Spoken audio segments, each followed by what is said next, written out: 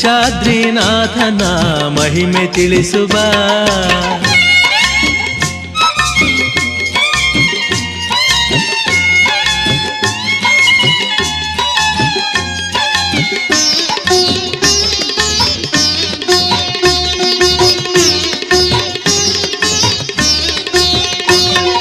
ಪಟ್ಟಬಂಧದಲ್ಲಿ ಕುಳಿತ ಪ್ರಭುವಿನ ಮೊಗದೆ ಮಕರ ಜ್ಯೋತಿ ಕಾಂತಿ ಇಹುದು ನೀ ಕಂಡೆಯ.